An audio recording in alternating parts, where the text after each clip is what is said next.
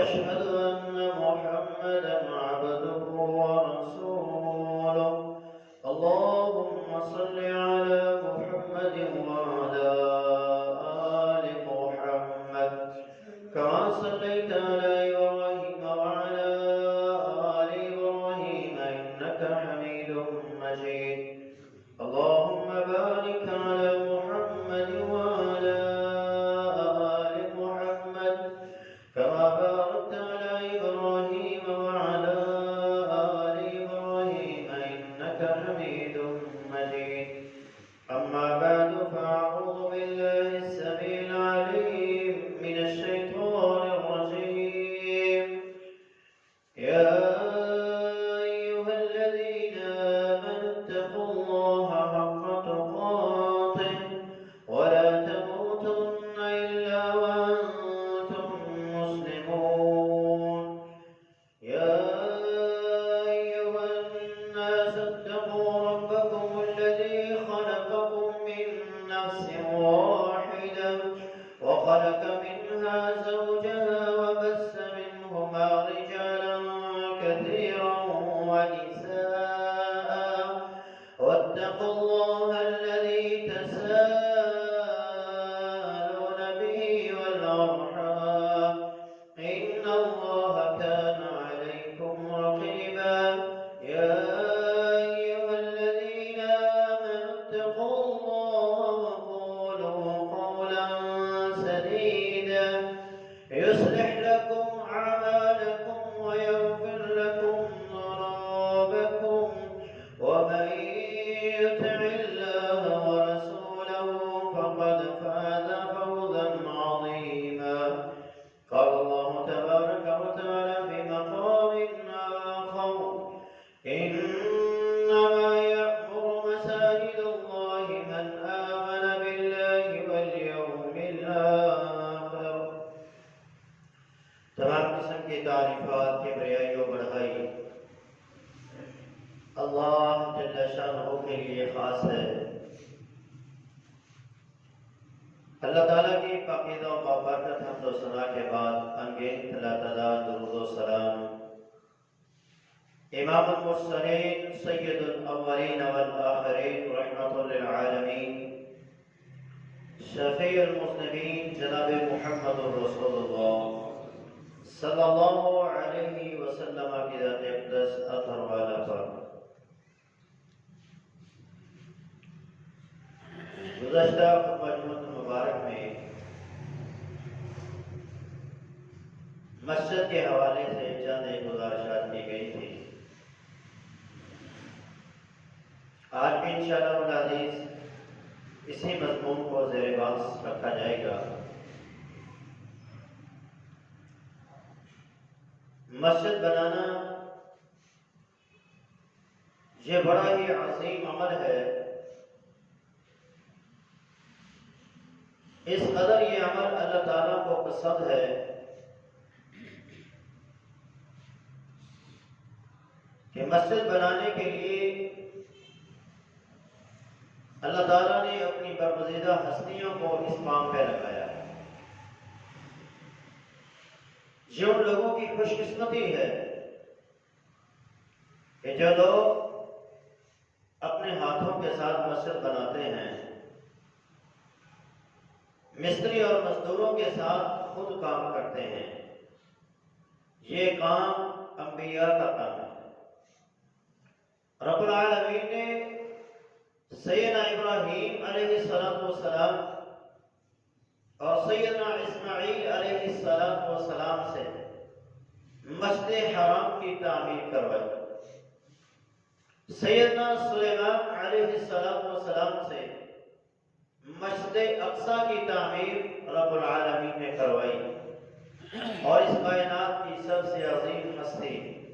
سب سے زیادہ مقام و مرتبہ رکھنے والی ہستی جناب محمد رسول اللہ صلی اللہ علیہ وسلم سے بھی اللہ تبارک و تعالیٰ نے مسجد قباء کی تعمیر فرمائی اور اس کے بعد مسجد نبوی کی تعمیر فرمائی۔ اور اللہ کے رسول صلی اللہ علیہ وسلم جب مسجد نبوی کو تعمیر کر رہے تھے تو آپ کی زبان پہ یہ اشعار تھے، یہ زجر تھے، اللہم لا عیش الا عیش الاخرہ، اے اللہ جو عیش ہے وہ تو صرف آخرت کی عیش ہے، دنیا میں کوئی عیش نہیں ہے، جو آسانی ہے، جو سہولت ہے، جو خوشی ہے وہ صرف آخرت کی خوشی ہے، اور ہمیں یہ آخرت کی خوشی عطا کرنا۔ تو مسجد بنانا یہ ایک عظیم عمل ہے، اور یہ عظیم لوگوں کا کام ہے کہ جو اللہ کا گھر تعمیر کرتے ہیں۔ کس قدر مسجد عظیم جگہ ہے، رسول اللہ صلی اللہ علیہ وسلم نے اسے جنت کے باغ قرار دیا ہے۔ رسول اللہ صلی اللہ علیہ وسلم نے ارشاد فرمایا، اذا مررتم بریاض الجنہ فرتعوا، اللہ کے رسول نے فرمایا جب تم ریاض الجنہ سے گزرا کرو، جنت کے باغوں سے گزرو، فرتعوا تو کچھ کھا بھی لیا کرو۔ صحابہ نے کہا اللہ کے رسول وما ریاض الجنہ، یہ ریاض الجنہ کیا ہے، جنت کے باغ کیا ہیں، وما الرتع، اور اس کا کھانا پینا کیا ہے، یعنی انسان جب باغوں میں جاتا ہے تو وہاں سے کچھ کھا بھی لیتا ہے، جو درخت اس کے سامنے آئے اس کا پھل وہ کھائے گا۔ تو اللہ کے رسول نے فرمایا جنت کے باغوں میں جب تم جاؤ گے تو وہاں سے کچھ کھائے پیے بغیر واپس نہ آیا کرو۔ اور یہ جنت کے باغ کیا ہیں، فرمایا المساجد، جنت کے باغ مسجدیں ہیں، اور اس کا کھانا پینا سبحان اللہ الحمدللہ اللہ اکبر لا الہ الا اللہ، یعنی جب مسجد میں آؤ تو اللہ کا ذکر کرو، قرآن مجید کی تلاوت کرو، یہاں آئے ہو تو دو نفل ادا کرو، کچھ نہ کچھ کر کے کوئی نہ کوئی نیکی کا کام کر کے مسجد سے واپس جاؤ۔ تو یہ جنت کے باغ ہیں دنیا میں۔ نبی علیہ السلام نے مسجد نبوی کے بارے میں بھی فرمایا تھا، ما بین بیتی و منبری روضۃ من ریاض الجنہ، میرا گھر اور میری مسجد جو ہے یہ جنت کے ٹکڑوں میں سے ایک ٹکڑا ہے۔ اسی طرح یہ مسجد جو ہیں یہ بھی اللہ کی جنت کے ٹکڑے ہیں زمین کے اوپر۔ تو جب مسجدوں میں انسان آئے تو اللہ تعالیٰ کا ذکر کیے بغیر یہاں سے واپس نہ آئے۔ مسجد جو ہے یہ اہل علاقہ کے لیے امن کی دلیل ہے۔ یہ مسجد کی اہمیت ہے کہ جہاں مسجدیں ہیں وہاں جہاد نہیں ہوگا، قتال نہیں ہوگا، لڑائی نہیں ہوگی۔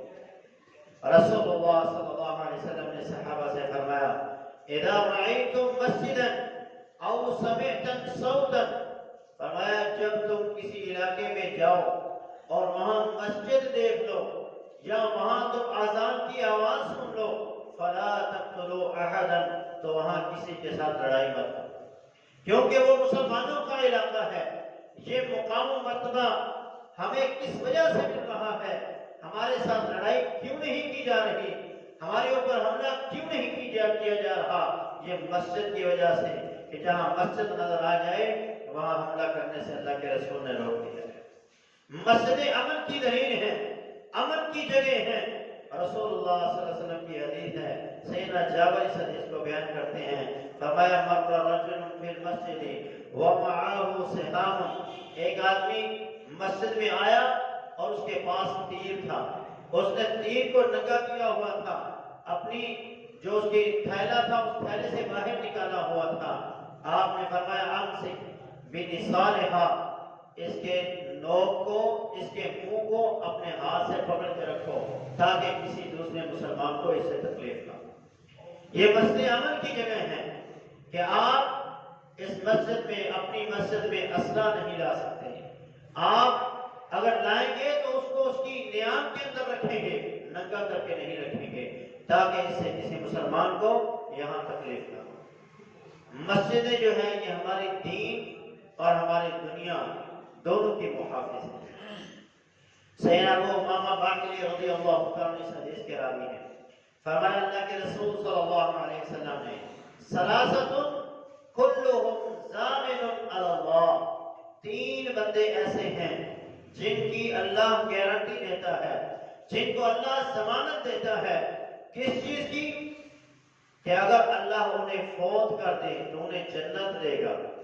یا انہیں کثیر اجر و ثواب کے ساتھ اور دنیا کے مال و متاع سے اللہ انہیں مالا مال کر دے گا۔ پہلا بندہ کون ہے؟ فرمایا خرج غازیا فی سبیل اللہ فهو ضامن علی اللہ، ایک وہ بندہ جو مجاہد ہے، جہاد کرنے کے لیے اپنے گھر سے نکلتا ہے، اگر اسے موت آ جاتی ہے حتی یتوفاہ اللہ فیدخلہ الجنہ، اگر اللہ اس کو فوت کرے گا تو اس کو جنت عطا کرے گا، او یرد بما نال من اجر او غنیمت، یا وہ لوٹے گا تو اجر و ثواب کے ساتھ لوٹے گا اور کثیر مال غنیمت کے ساتھ لوٹے گا۔ دوسرا آدمی کون ہے؟ وَرَجُلٌ رَاحَ إِلَى الْمَسْجِدِ، اور وہ بندہ ہے جو مسجد کی طرف آتا ہے، شام کے وقت آتا ہے، جو بندہ سورج ڈھلنے کے بعد مسجد کی طرف آتا ہے، اللہ اس بندے کا ضامن ہے، اگر رستے میں اسے اللہ نے موت دے دی، اسے موت آ گئی تو اللہ اس کو جنت میں داخل کرے گا، نہیں تو جو نماز کا اجر و ثواب ہے، مسجد آنے کا جو اجر و ثواب ہے وہ بھی لے کے لوٹے گا، اور جو اللہ نے اس کو دنیا کا مال و متاع عطا کرنا ہے وہ بھی وہ لے کے لوٹے گا۔ تیسرا بندہ وہ ہے وَرَجُلٌ دَخَلَ بَيْتَهُ بِسَلَامٍ، جو اپنے گھر میں داخل ہوتے ہوئے اہل گھر کو، گھر والوں کو سلام کہتا ہے، گھر والوں کو سلام کہنے کی برکت سے اگر اس کو موت آ جاتی ہے تو اللہ اس کو جنت میں داخل کرے گا، اور دنیا کا مال و متاع اور اجر و ثواب بھی اللہ اس کو عطا فرمائے گا۔ تو یہ تین چیزوں کی گارنٹی اللہ دے رہا ہے اس بندے کو جو ان تینوں کو اختیار کر لیتا ہے۔ ان تینوں میں سے ایک وہ ہے جو مسجد کی طرف آتا ہے، تو گویا مسجد کی وجہ سے آپ کو آپ کی دنیا کی بھی گارنٹی دی جا رہی ہے اور آپ کو آخرت کی گارنٹی بھی دی جا رہی ہے کہ دنیا میں زندہ رہو گے تو اجر و ثواب بھی کماتے رہو گے اور دنیا کا مال و متاع بھی حاصل کرتے رہو گے، اور اس کے ساتھ ساتھ قیامت کے دن اللہ تم کو اپنی جنت کا داخلہ بھی عطا فرمائے گا۔ سیدنا عبداللہ ابن عمر رضی اللہ عنہ اس حدیث کے راوی ہیں، رسول اللہ صلی اللہ علیہ وسلم نے ارشاد فرمایا ستۃ مجالس مؤمن، مومن کی 6 مجلسیں ایسی ہیں، 6 مجلسیں ایسی ہیں جن میں اگر ہو تو اللہ انہیں گارنٹی دیتا ہے، اللہ اس کا ضامن بن جاتا ہے، اللہ اس کا محافظ بن جاتا ہے، جہاں بھی ہو، جس حالت میں بھی ہو۔ ان میں پہلی جگہ کون سی ہے؟ فرمایا فی مسجد جماعت، مسجد میں جماعت کے ساتھ جب تک وہ بیٹھا رہتا ہے، جماعت کے ساتھ جب تک وہ رہتا ہے، اللہ رب العالمین اس کا محافظ ہوتا ہے، اس کا نگہبان ہوتا ہے۔ او عند مریض، یا کسی مریض کی عیادت کرنے کے لیے جاتا ہے، مریض کے پاس جب تک بیٹھا رہتا ہے اللہ اس کا محافظ ہے۔ او فی جنازہ، جہاں کسی جنازے کے اندر شریک ہوتا ہے، او فی بیتہ، یا اپنے گھر کے اندر جو بندہ ہوتا ہے اس کا بھی اللہ محافظ ہوتا ہے۔ او عند امام مقصد، یا وہ بندہ جو کسی انصاف کرنے والے حکمران کے پاس بیٹھتا ہے، یعذرہ ویوقرہ، وہ اپنے حکمران کی عزت بھی کرتا ہے، اس کی توقیر بھی کرتا ہے، ایسا بندہ جہاں جہاں بھی ہوگا اللہ اس کا ضامن ہے، اللہ اس کا محافظ ہے، اللہ اس کا نگہبان ہے۔ تو ان میں ایک وہ جگہ بھی ہے جب مسجد کے اندر لوگ جماعت کی شکل میں بیٹھے ہوں، یعنی جمعہ پڑھنے کے لیے آئے ہیں، نماز پڑھنے کے لیے آئے ہیں، جب تک وہ اکٹھے بیٹھے رہیں گے اللہ رب العالمین کی حفاظت کے اندر رہیں گے۔ تو مسجدیں ہمارے دین کی بھی محافظ ہیں، ہماری دنیا کی بھی محافظ ہیں، مسجدیں ہمارے گھروں کی بھی محافظ ہیں۔ رسول اللہ صلی اللہ علیہ وسلم کی حدیث ہے، سیدنا قتادہ رضی اللہ عنہ فرماتے ہیں ایک سردی کی شدید رات تھی، سخت سردی تھی اور اندھیری رات تھی، میرا دل کیا کہ میں اللہ کے رسول صلی اللہ علیہ وسلم کے ساتھ نماز عشاء ادا کروں۔ فرمایا میں اپنے گھر سے نکلا، مسجد پہنچا، جب میں مسجد پہنچا نماز پڑھی، اللہ کے رسول صلی اللہ علیہ وسلم نے مجھے دیکھا اور کہا قتادہ اتنی سخت سردی میں اور اتنی اندھیری رات میں تم مسجد آئے ہو؟ کہا ہاں اللہ کے رسول۔ فرمایا جب تم مسجد آیا تیرے گھر کا دروازہ کھلا تھا، تیرے گھر میں شیطان داخل ہو گیا، اب یہ چھڑی لے جاؤ اور اس چھڑی سے اس کو مار کے بھگا دینا۔ فرمایا جب وہ چھڑی میں نے اپنے ہاتھ میں لی تو وہ روشن ہو گئی، وہ روشن ہوئی تو میں اس چھڑی کی روشنی میں اپنے گھر میں آیا، اور پھر جب میں گھر پہنچا تو گھر والے سارے سوئے ہوئے تھے۔ میں نے گھر میں اسے تلاش کرنا شروع کیا تو گھر کے ایک کونے میں ایک چوہا بیٹھا ہوا تھا۔ پھر میں نے اس چوہے کو مارنا شروع کیا۔ فرمایا وہ اس طرح بھاگا جس طرح کتے کو دیکھ کر کہہ رہے ہیں کہ آپ مرغی دوڑ جاتی ہے، بلے کو دیکھ کر مرغی دوڑ جاتی ہے، اس کی دوڑ لگ گئی۔ کہا میں اس کے پیچھے پیچھے وہ میرے گھر سے باہر نکل گیا اور میں نے اپنے گھر کو بند کر دیا۔ تو نبی علیہ السلام کی اس حدیث میں اور لوگوں کے لیے یہ پیشن گوئی ہے کہ جو لوگ نماز پڑھنے کے لیے آتے ہیں اللہ تعالیٰ ان کے گھروں کی حفاظت فرماتا ہے۔ جب وہ نماز پڑھ کے اپنے گھروں کو لوٹتے ہیں تو اللہ تعالیٰ ہر شیطان سے اور ہر شریر کی شرارت سے اور جادو جنات سے اس کے گھر کو محفوظ کر دیتے ہیں۔ قیامت کے دن بندے کے لیے مسجدوں میں آنا نور ہوگا۔ قیامت کے دن کیونکہ اندھیرا ہوگا، ہر طرف ظلمت چھائی ہوگی، تو اللہ رب العالمین اس دن کے اندھیروں میں ایک مومن کو روشنی عطا فرمائیں گے، نور عطا فرمائیں گے، جس نور کی روشنی میں چل کر اہل جنت کی طرف جائیں گے۔ قیامت کے دن رب العالمین جب مومنوں کو اہل ایمان کو نور دیں گے تو وہ اپنے نور کی روشنی میں چل رہے ہوں گے۔ جب چل رہے ہوں گے تو منافقین ان کو دیکھیں گے اور کہیں گے یہ نور تمہیں کہاں سے ملا؟ تو وہ کہیں گے میں ورائکم فالتمسوا نورا، وہاں دیکھو وہاں سے نور مل رہا۔ تو گویا ایک چیز کی طرف اشارہ ہے کہ وہاں انہیں کوئی چیز دکھائی جائے گی اور جب وہ وہاں پہنچیں گے تو وہاں کچھ نہیں ہوگا۔ ایک دنیا کی طرف اشارہ ہے کہ دنیا میں اگر تم نے اچھے عمل کیے ہوتے، نیک عمل کیے ہوتے تو آج تم کو یہ روشنی مل جائے۔ دنیا میں کیونکہ انہوں نے اسلام اور مسلمانوں کو دھوکہ دینے کی کوشش کی ہے، اللہ اور اس کے رسول کے ساتھ دغا اور فراڈ کرنے کی کوشش کی ہے، اس لیے آج ان لوگوں کو قیامت کے دن انہیں دھوکہ دیا جائے گا، انہیں دھوکے میں رکھا جائے گا اور ان کے ساتھ دھوکہ ہوگا اور ان کو یہ بطور سزا کے طور پہ دیا جائے گا۔ جب وہ وہاں پہنچیں گے تو وہاں کچھ نہیں ہوگا اور ایمان والے بھی آگے نکل چکے ہوں گے، اب پیچھے سے ان تک پہنچنا یہ بھی ان کے لیے ممکن نہیں ہے اور وہاں بھی ان کے لیے کچھ نہیں۔ تو قیامت کے دن ایسا منظر ہوگا کہ ہر بندہ اپنے نور کی روشنی میں چلے گا۔ کچھ تو ایسے ہوں گے جن کے چہرے روشن ہوں گے، کسی کا پورا وجود روشن ہوگا، کسی کے وضو کے اعضاء روشن ہوں گے، وہ اپنی روشنی میں چل کے آئیں گے۔ جو آخری جنتی ہوگا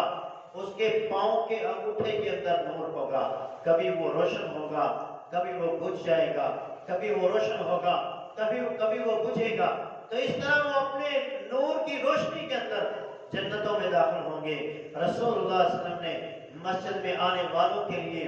مسجد میں رات کے اندھیروں میں چل کے آنے والوں کے لیے یہ خوشخبری سنائی ہے۔ اس حدیث کو بیان کرنے والے سیدنا ابو درداء رضی اللہ تعالی عنہ ہے، فرمایا من مشى فی ظلمۃ اللیل الی المسجد، جو بندہ رات کے اندھیرے میں مسجد کی طرف آتا ہے، یعنی عشاء کی نماز میں آتا ہے، فجر کی نماز میں آتا ہے، رسول اللہ نے فرمایا لقی اللہ عز وجل بنور یوم القیامہ، اللہ قیامت کے دن اسے ایک نور عطا فرمائے گا، اس نور کی روشنی میں وہ اللہ رب العالمین سے ملاقات کرے گا۔ ابو ہریرہ رضی اللہ عنہ اس حدیث کے راوی ہیں، فرمایا اللہ کے رسول صلی اللہ علیہ وسلم نے ان اللہ لیضیع للذین یتخللون الی المساجد فی الظلم بنور طاسع،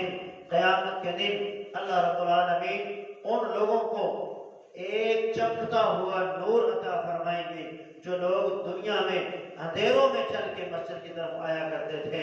اسی طرح کی ایک حدیث سیدنا انس رضی اللہ عنہ سے مروی ہے، فرمایا اللہ کے رسول صلی اللہ علیہ وسلم نے بشر المشاعین فی الظلم الی المساجد بنور الطام یوم القیامہ، ان لوگوں کو میرے محبوب خوشخبریاں دے دیجئے جو اندھیروں میں چل کے مسجد میں آتے ہیں، فجر کی نماز مسجد میں ادا کرتے ہیں، عشاء کی نماز مسجد میں ادا کرتے ہیں، اندھیروں میں چل کے آتے ہیں، اللہ رب العالمین انہیں مکمل نور کی گارنٹی دیتا ہے، مکمل نور کی انہیں بشارت دیتا ہے۔ جب لوگ روشنی کے لیے ترس رہے ہوں گے تو اللہ انہیں نور عطا فرمائے گا، اور اس نور کی روشنی میں چل کے یہ اللہ کی جنتوں میں داخل ہو جائیں گے۔ مسجد اللہ تعالیٰ کے رحمت کے مرکز ہیں، جہاں اللہ کی رحمت نازل ہوتی ہے وہ مسجد ہے۔ اور رسول اللہ صلی اللہ علیہ وسلم کی حدیث ابو ہریرہ رضی اللہ عنہ اس حدیث کو بیان کرنے والے ہیں، آپ نے فرمایا مجتمع قوم فی بیت من بیوت اللہ، جب کوئی قوم اللہ کے گھروں میں سے کسی گھر کے اندر جمع ہوتی ہے، الا نزلت علیہم السکینہ، اللہ رب العالمین کی طرف سے اس قوم کے اوپر اللہ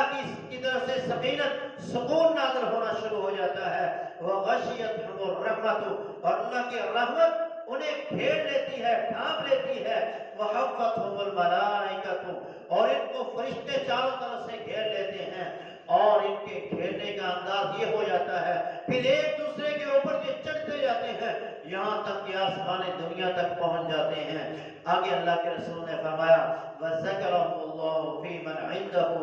اللہ رب العالمین پھر ان کا ذکر اپنے پاس جو مقرب فرشتے ہیں ان میں کرتے ہیں، دیکھو یہ میرے بندے میرا ذکر کر رہے ہیں، یہ بندے مجھے یاد کر رہے ہیں، یہ بندے میرے گھروں میں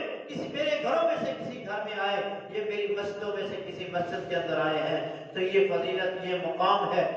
مسجد میں آنے کا کہ اللہ تعالیٰ کی رحمت مسجدوں کے اوپر نازل ہوتی ہے، ان لوگوں پر بھی نازل ہوتی ہے جو لوگ مسجدوں میں آ کر بیٹھتے ہیں۔ مسجدیں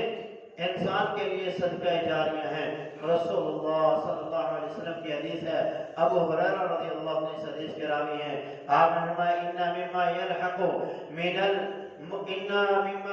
المؤمن من عمله وحسناته، مومن کو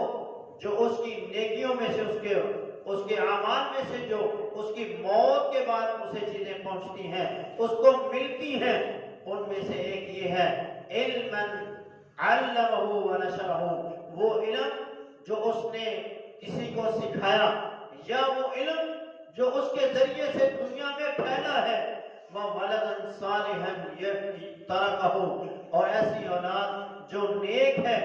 تربیت اچھی کر کے گیا، دین کے اوپر انہیں لگا کے گیا، اب وہ پیچھے سے دعا کرتی ہے تو اس کی دعا والد کو پہنچتی ہے، ماں کو پہنچتی ہے۔ وَمُصْحَفًا وَرَّثَهُ، ایسا مصحف، ایسا قرآن جو اس نے کسی کو تحفہ دیا یا کسی کو اس کا وارث بنا دیا، اب کیا ہوگا؟ جب تک وہ اس مصحف کو پڑھتا رہے گا اس کا اجر و ثواب اس تک پہنچتا رہے گا۔ اور آگے فرمایا او مسجدن بناہ،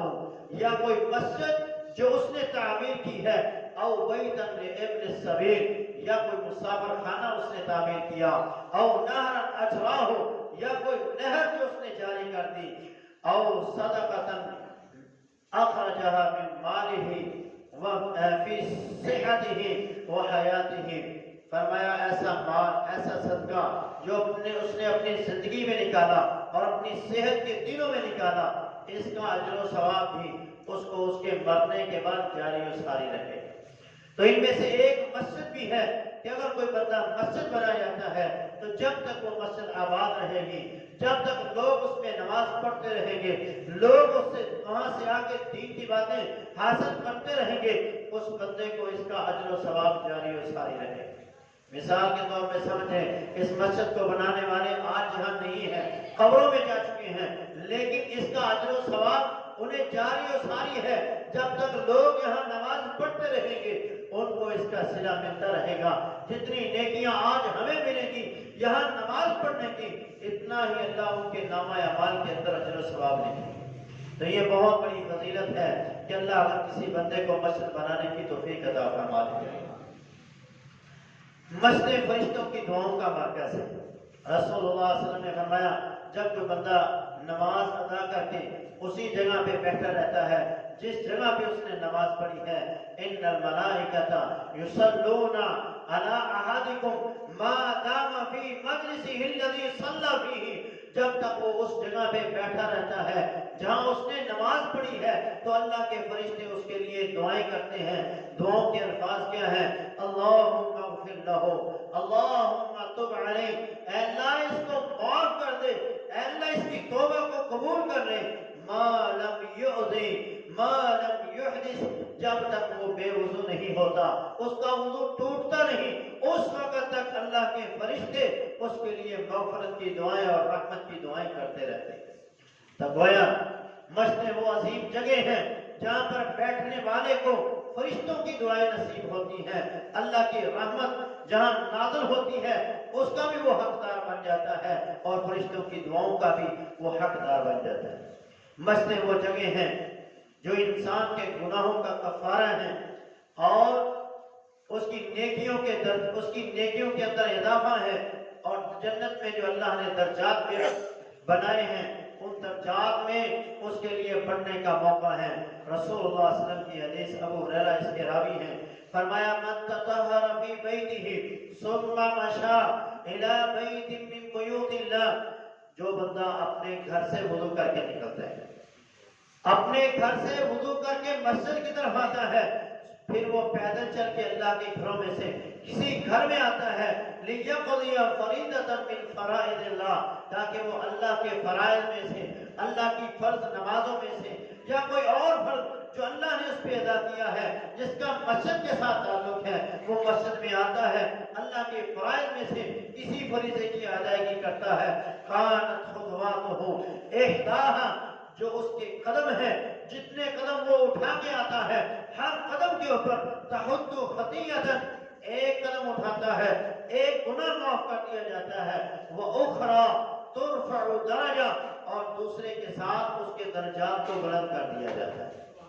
उसके दर्जात बुलंद होते हैं। आप वहां से चल के आए, कब्रिस्तान की दूसरी तरफ से चल के आए, सड़क की तरफ से चल के आए, मोहल्ले की तरफ से चल के आए, जितने कदम आप चल के आए, हर कदम के ऊपर अल्लाह आपके एक गुनाह को माफ करता है और एक दर्जे को बुलंद करता है। रसूलुल्लाह सल्लल्लाहु अलैहि वसल्लम की दूसरी हदीस, उक़बा बिन आमिर रज़ियल्लाहु तआला अन्हु इस हदीस के रावी हैं, फरमाया अल्लाह के रसूल ने, इज़ा ततहहर अर्रजुल, जब आदमी वुजू करके अपने घर से निकलता है, सुम्मा अतल मस्जिदा यरस्सलाता, वो नमाज पढ़ने के नियत से आता है, कतब लहु कातिबाहु औ कातिबुहु, उसके दोनों फरिश्ते, दाएं और बाएं वाला दोनों या एक, उसके लिए लिखना शुरू हो जाता है, बिकुल्लि खुतवतिन यख्तुहा इलल मस्जिदी अश्र हसनात, हर कदम पर उसके लिए 10 नेकियां लिखी जाती हैं। पिछली हदीस में एक गुनाह माफ, एक दर्जा बुलंद, और इस हदीस में उसके नामा अमाल में हर कदम के बदले अल्लाह 10 नेकियों से अता फरमाते हैं। और उस बंदे के खात्मा बिल खैर की गारंटी है जो मस्जिदों को अपना मस्कन बना लेता है। अब्दुल्लाह इब्न अब्बास इस हदीस के रावी हैं, फरमाया आतानी रब्बी फी ahsani सूरतिन, अल्लाह के रसूल ने फरमाया मेरे पास मेरा रब बेहतरीन शक्ल सूरत के अंदर आया, यानी ख्वाब अल्लाह के रसूल बयान फरमा रहे हैं। फ़क़ाल या मुहम्मद सल्लल्लाहु अलैहि वसल्लम फ़ीमा तख्तसिमुल मरउल आला, मेरे महबूब बतलाइए ये मुकर्रम फरिश्ते जो हैं ये किस मामले के अंदर, किस चीज के अंदर बहस कर रहे हैं। फरमाया अल्लाह के रसूल सल्लल्लाहु अलैहि वसल्लम ने, मैंने अपने रब को जवाब दिया, अल्लाह मुझे पता नहीं ये किस मामले में बहस कर रहे हैं, झगड़ रहे हैं। फरमाया फिर अल्लाह ताला ने मेरी पुष्ट पर अपना हाथ रखा और फिर मुझसे पूछा कि किस मामले में ये बहस कर रहे हैं। फरमाया मेरे लिए हर चीज रोशन हो गई। तो मैंने कहा ऐ अल्लाह, ऐ मेरे खालिक व मालिक, ये लोग इस मामले में बहस कर रहे हैं कि वो कौन से अमल हैं जिनके जरिए से बंदे के गुनाह मुआफ होते हैं और उसके दर्जात बुलंद होते हैं और उसकी नेकियों के अंदर इजाफा होता है। फरमाया वो क्या कह रहे हैं? फरमाया वो कह रहे हैं जो मस्जिद में बाजमात नमाज अदा करने के लिए आते हैं, उनके गुनाहों को अल्लाह माफ करता है, उनके दर्जात को अल्लाह बुलंद करता है। दूसरे नंबर पे ये बता रहे हैं कि जो लोग एक नमाज अदा करने के बाद दूसरी के इंतजार में रहते हैं, एक पढ़ ली है अब दूसरी का वक्त कब होगा तो मैं पढ़ूंगा, ऐसे लोगों के लिए भी यही फजीलत है। और जब सख्त सर्दी होती है, नापसंद होता है इंसान को कि वो ठंडे पानी से वुज़ू करे, और इस नापसंदीदगी के आलम में वो ठंडे पानी से वुज़ू करके अल्लाह के सामने खड़े हो जाते हैं। अल्लाह के रसूल सल्लल्लाहु अलैहि वसल्लम ने फरमाया अल्लाह रब्बुल आलमीन उनके दर्जात को भी बुलंद करता है ان کے گناہوں کو بھی معاف کرتا ہے اور ان کی نیکیوں کے اندر اضافہ بھی کرتا ہے۔ اور آگے اللہ کے رسول نے کیا فرمایا؟ وَمَنْ فَعَلَهُنَّ، جس بندے نے یہ 3 کام کر لیے، مسجدوں کے اندر باجماعت نماز ادا کرنے کے لیے آتا رہا، ایک نماز کے بعد دوسری کے انتظار میں رہا، اسی طرح مکروہ اوقات کے اندر، ناپسندیدہ وقت کے اندر وہ وضو کرتا ہے، فرمایا جس بندے نے یہ 3 کام کر لیے، عاش بخیر، خیر کے اوپر زندہ رہے گا، ایمان کے ساتھ زندہ رہے گا، مات بخیر، ایمان کے اوپر اسے موت آئے گی، وَكَانَ مِن ذُنُوبِهِ كَيَوْمٍ وَلَدَتْهُ أُمُّهُ، اور جب وہ اس دنیا سے جائے گا تو ایسے جائے گا جیسے اس کی ماں نے اسے آج بھی جنم دیا ہے۔ تو یہ مسجدیں ہماری گناہوں کے لیے کفارہ ہیں، جب تک ہمارا تعلق ان کے ساتھ رہے گا، مسجدیں ہمارے لیے ہماری نیکیوں کا اضافے کا باعث بنے گی، ہمارے گناہوں کے خاتمے کا باعث بنے گی، جنت میں ہمارے درجات کی بلندی کا باعث بنے گی۔ رسول اللہ صلی اللہ علیہ وسلم کی حدیث ہے جس کو سیدنا جابر بن عبداللہ رضی اللہ عنہ نے بیان فرمایا، فرماتے ہیں مسجد کے ارد گرد کچھ گھر خالی ہوئے، بنو سلمہ کے لوگ ان گھروں میں آنا چاہتے تھے، تو اللہ کے رسول صلی اللہ علیہ وسلم نے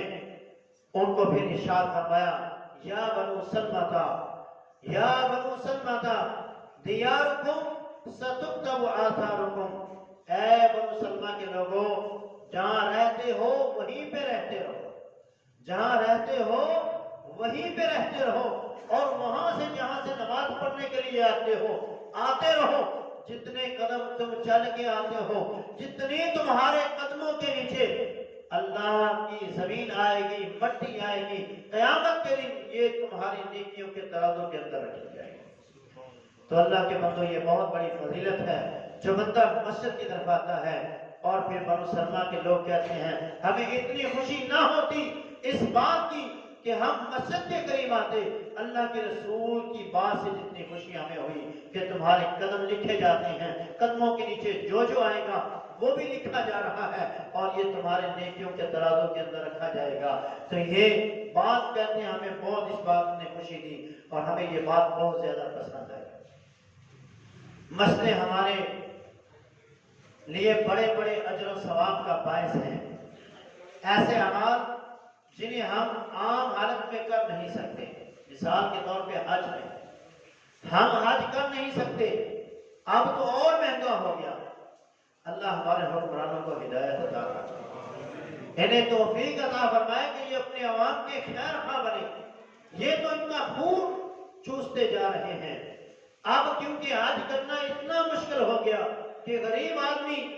پیسے جوڑنے کے بعد، محنت مزدوری کرنے کے بعد اس کے لیے جانا مشکل ہو گیا۔ تو اس صورت کے اندر غریب لوگ کیا کریں؟ وہ حج کا جو ثواب کیسے لیں؟ رسول اللہ صلی اللہ علیہ وسلم کی حدیث ہے، آپ نے ارشاد فرمایا، من صلی الفجر فی جماعت، جو بندہ صبح کے وقت فجر کی نماز کے لیے مسجد میں آ جاتا ہے، باجماعت مسجد میں نماز ادا کر لیتا ہے، ثم قعد یذکر اللہ تعالی، پھر وہ اسی جگہ پہ بیٹھ جاتا ہے جہاں اس نے نماز پڑھی، اللہ کا ذکر کرتا رہتا ہے، حتی تطلع الشمس، یہاں تک کہ سورج طلوع ہو جاتا ہے، ثم صلی رکعتین، پھر 2 رکعتیں نماز پڑھ لیتا ہے، یعنی اشراق کی نماز۔ مسجد میں بیٹھا رہا، اشراق کا وقت ہو گیا، 2 رکعتیں اس نے پڑھ لی، کانت لہو کاجر حجۃ تامن حجہ، کانت لہو کاجر حجۃ وعمرۃ، اس بندے کو اللہ ایک حج اور ایک عمرے کا اجر و ثواب عطا فرماتا۔ کیسا عمرہ کیسے حج؟ فرمایا تامتن، مکمل حج اور مکمل عمرہ، جو اس کا اجر و ثواب ہے اللہ اس بندے کو عطا فرماتا ہے۔ دوسری حدیث صرف فردی نماز کے لیے آتا ہے، اس میں تو ہے نا فجر کی نماز پڑھی پھر بیٹھا رہا، سورج طلوع ہوا، یہ قید ہے، جبکہ اس حدیث میں یہ قید نہیں ہے، صرف فردی نماز کے لیے آتا ہے، من خرج من بیتہ متطہرا، شرط ساتھ میں یہ ہے کہ اپنے گھر سے وضو کر کے نکلتا ہے، الی صلاۃ مکتوبۃ، فرضی نماز ادا کرنے کے لیے، فاجرہ کاجر الحاج المحرم، اللہ اللہ اس کو اتنا اجر عطا فرماتے ہیں جتنا احرام باندھنے والے حاجی کو عطا فرماتے ہیں۔ اور جو بندہ اشراق کی نماز کے لیے آئے، یعنی فجر پڑھ کے چلا گیا، اشراق کے وقت پھر وضو کرتا ہے، وَمَنْ خَرَجَ إِلَىٰ تَصْبِيحِ الضُّحَىٰ، چاشت کی نماز پڑھنے کے لیے مسجد میں آتا ہے، لَا يُمْسِكُهُ إِلَّا إِيَّاهُ، کوئی اور مقصد نہیں ہے، صرف اسی مقصد کو پورا کرنے کے لیے آتا ہے کہ میں مسجد میں جاؤں اور میں 2 رکعت نماز اشراق ادا کروں۔ فرمایا فَأَجْرُهُ كَأَجْرِ الْمُعْتَمِرِ، اللہ اس بندے کو عمرے کے برابر اجر عطا فرماتا۔ اسی طرح روزوں کا اجر ہے، قیام اللیل کا اجر ہے، جو عام دنوں میں ہم حاصل نہیں کر سکتے۔ اللہ کے رسول صلی اللہ علیہ وسلم نے فرمایا جو بندہ جمعے کے دن غسل کرتا ہے، اچھی طرح غسل کرتا ہے، پیدل چلتے ہوئے مسجد میں آتا ہے، امام کے قریب بیٹھ جاتا ہے، امام کی بات کو اچھے طریقے سے سنتا ہے، کوئی لغو کام نہیں کرتا، کسی کو یہ بھی نہیں کہتا کہ چپ کر جا، اور اس طرح بات کو سنتا ہے، امام کے ساتھ نماز ادا کرتا ہے، فرمایا جتنے قدم چل کے آیا تھا، جتنے قدم چل کے جائے گا، ہر قدم پر 1 سال کے روزوں کا ثواب اور 1 سال کے قیام کا ثواب اللہ سے عطا فرماتا ہے۔ تو یہ مسجد کی فضیلت ہے کہ جو بندہ مسجد کے ساتھ اپنے تعلق کو جوڑ لیتا ہے، اللہ تعالیٰ اس قدر اسے اجر و ثواب سے نوازتا ہے۔ اسی طرح جو بندہ مسجد میں دین کی تعلیم حاصل کرنے کے لیے آتا ہے، اس کے بارے میں بھی امام الانبیاء نے فرمایا من غدا الى المسجد لا يريد الا ان يتعلم او يعلمه، کہ کوئی بندہ مسجد میں اس لیے آتا ہے کہ وہ خیر کی بات کو سیکھے یا کسی کو سکھا دے، کان له کاجر حاج تامن حجتہ، اس بندے کو اللہ مکمل حج کا عطا فرماتے ہیں، ایسا حج جو اس نے وہاں پہ کیا ہو۔ تو اللہ رب العالمین اس بندے کو حج کا اجر و ثواب عطا فرماتے ہیں جو بندہ دین کی بات کو سیکھنے کے لیے مسجد میں آتا ہے۔ مسجد اللہ تعالیٰ کی مسکراہٹ کا باعث ہے۔ رسول اللہ صلی اللہ علیہ وسلم نے فرمایا جب کوئی بندہ مسجد میں آتا ہے، اللہ تبارک و تعالیٰ کو اتنی خوشی ہوتی ہے، اتنے خوش ہوتے ہیں اللہ، کہ جتنا کسی کا غائب بندہ، کسی کا بندہ کوئی گم ہو جائے تو وہ واپس ان کے سامنے آ کے کھڑا ہو جائے، وہ گھر والے کتنے خوش ہوں گے۔ فرمایا ان گھر والوں سے زیادہ اللہ خوش ہوتے ہیں جب اس کا بندہ مسجد میں آتا ہے۔ قیامت کا دن ہوگا، اللہ رب العالمین فرمائیں گے این جیرانی، میرے ہمسائے کہاں ہیں، میرے ہمسائے کہاں ہیں؟ فرشتے کہیں گے اللہ تیرے ہمسائے، یہ جرت کس کے اندر ہے کہ وہ کوئی تیرا ہمسایہ بن سکے؟ اللہ فرمائیں گے عمار المساجد، یہ وہ لوگ ہیں جو دنیا میں میرے گھروں کو آباد کیا کرتے ہیں، یہ میرے ہمسائے ہیں۔ یہ کتنی بڑی فضیلت ہے اس بندے کی جو اللہ کے گھر کو آباد کرتا ہے کہ اللہ اس سے اس قدر خوش ہوتے ہیں، اور اللہ رب العالمین نے انہیں اپنا ہمسایہ بنا دیا ہے۔ ایسے لوگ اللہ تعالیٰ کے مہمان ہیں۔ آپ ہمارے مہمان ہیں، ہمارے پاس دین سیکھنے کے لیے آتے ہیں، جمعے کے دن جمعہ پڑھنے کے لیے آتے ہیں، عام نمازوں میں آتے ہیں، ہم کسی کی کیا سیوا کر سکتے ہیں، کیا خدمت کر سکتے ہیں، کیا مہمان نوازی کر سکتے ہیں؟ ہم بریانی کھلا دیں گے، جوس پلا دیں گے، چائے پلا دیں گے، اور کیا کر سکتے ہیں؟ لیکن ایک اللہ ہے جو اپنے بندوں کی قیامت کے دن اس کے بدلے میں مہمان نوازی کرے گا۔ رسول اللہ صلی اللہ علیہ وسلم نے فرمایا، اللہ کے رسول فرماتے ہیں من توضا فی بیتہ فاحسن الوضوء، جو بندہ اچھے طریقے سے وضو کر کے اپنے گھر سے نکلتا ہے، مسجد میں آتا ہے، فهو زائر اللہ، وہ اللہ کا مہمان ہے، فحق علی المزور ان یکرم زائرہ،